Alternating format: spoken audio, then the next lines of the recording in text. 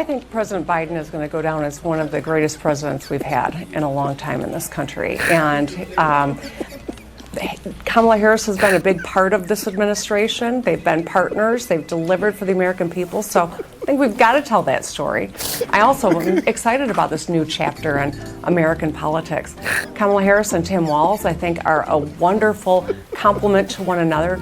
They're real people who've lived middle-class lives. They know what people in this country are going through. And they know how to address the problems, whether it's affordable housing or bringing down the cost of groceries or helping you if you're raising kids in your household or just simply fighting for fundamental rights. I've been watching with glee as the Democrats run around Chicago to literally build a wall, to keep their own voters out. All day we saw many interesting photos of steel fences going up. By the way, this was not, these are the same fences that I saw in Milwaukee. I also saw maybe 25 protesters all day, and I was there the entire week. This appears to be many thousands. Now, early reports from places like the New York Post and otherwise had claimed there would be upwards of 100,000 protesters. And I thought that would be pure insanity. There's no way they would have had the DNC if there were that many. Right now, I'm saying there's a couple thousand. We're seeing some live footage from the DNC right now as I cover this. I've got some energy for another random Democrat person who's going to come out and say Trump's, we're going to do Trump's policies, but we're going to do them a little bit better. But right now, lot of positive coverage from NBC, CBS, CNN for the police. The defund the police. Really pro-cop and pro-wall right now, which is very curious. Now, they had to have riot police step in as pro-Palestinian protesters march on the DNC and demand the end of aid to Israel. This is an inconvenient truth for the Democrats. There is obviously a small section of Republicans or conservatives that feel a certain way about Israel and Jewish stuff. The Democrats have always pretended like they're above this and, everything's great and everything's hunky-dory. But in fact, the Democrats have a much larger faction of people they're not just, anti-war, which I would agree. I don't think that, the Israel-Palestine thing, I really hope will end sooner than later. I'm also not in favor of the United States funding it or sending weapons there or doing any of that kind of stuff. Just not in favor of it. So we agree on that. Except these people really aren't about Palestine. They're not about freeing Palestine. They're like the old St. Floyd, protesters who were breaking into Target and stealing TVs for old what's-his-name. These people don't actually care about Palestine. If they did, they would pick the candidate who is most likely to end the war the quickest, and that's Donald Trump. I would love to hear any one of these wokies disagree with me. Donald Trump as president would end this conflict much sooner than later. And so if they really wanted to hashtag free Palestine, from what exactly I'm unsure, then they would be voting for Trump. But they're not going to. They're going to vote for Kamala Harris. They're going to riot in the streets, and the Democrats are not going to arrest them. Much of the footage that I've seen, it looks far worse than anything that happened on J 6th. Okay? Far worse.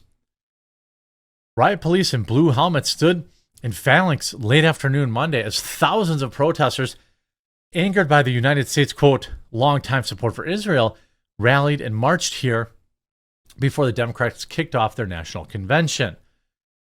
With pro-Palestinian activists and other aligned groups, Antifa, blasting both major parties' leaders as imperialist and racist, only beholden to corporate interests. Well, let me ask you this question. These people were not in Milwaukee for the RNC. By the way, shield your eyes. They've got David Hogue. Oh, man. David Hogue, he's going to swing the election. Anyway, these people weren't in Milwaukee. I wonder why. Milwaukee's pretty diverse. Milwaukee cops are pretty amenable to not arresting protesters. Why weren't they in Milwaukee protesting the RNC? I feel like that's pretty curious, right? Apartheid only exists with the U.S. backing it up. It all comes back to money. Sydney Loving, an activist with Freedom Road Socialist Organization. So they're commies. So they're just commies. They're just communists. Let's just keep it simple. You know, the KISS acronym. Keep it simple, stupid. These are Antifa types. These are communists, Marxists, socialists, anarchists. They don't actually care about Palestine. They don't actually care about George Floyd. They don't actually care about Wall Street, you know, during Occupy Wall Street. They are people who are upper middle class, by and large, white, by and large, suburban, by and large, and have never lived with any level of actual oppression in their life. They have no idea what's going on in Palestine. But they'll scream Free Palestine as they break windows at some local restaurant that's owned by Palestinians. Hundreds of police officers on bicycles and on foot led the Palestinian flag, waving protesters, and lined the path of the march towards a public park just a few blocks from the convention center. At one point after 4:30, protesters knocked down portions of the steel security fencing above Jersey barriers surrounding the park and approached another blockade of police officers and fencing. Chicago PD then sent a wave of officers to line up and cut off protesters. Wow, the Democrats are they seem bigly in support of local police, don't you think? Not a great look for Kamala Harris. The question is, will all this be covered? Well, during the NBC live stream, they were covering it. They did show it. And they're basically referring to them as pro-Palestinian. But no, these are Democrat voters. These are always Democrat voters. You can see Politico wrote this article just a few hours ago. Protesters paused to reconsider opposing Harris at the DNC, and then they decided full steam ahead. Well, I guess, right? There was a moment after Vice President Kamala Harris was tapped to run for president when pro-Palestinian activists prepping massive demonstrations at the DNC paused to rethink their approach. The main organization corralling more than 200 groups to protest at the convention at the DNC met for half an hour. Ooh, a whole 30 minutes. A whole 30 minutes. The day Harris announced her candidacy, the meeting was to consider whether to move forward with the same confrontational approach that they had aimed at President Joe Biden, who they dubbed Genocide Joe for his policies on Israel. Harris, despite being part of the Biden administration, was seen by some as being, quote, more sympathetic to pro-Palestinian cause.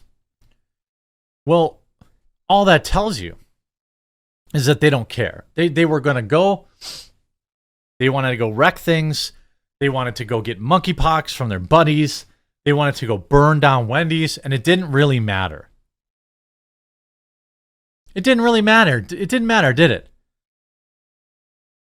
And he noted his organization referred to Harris as Killer Kamala, even before she topped the ticket, and continues to push for harsher restrictions on the Israeli government, like an arms embargo, something that a top Harris advisor said that she does not support.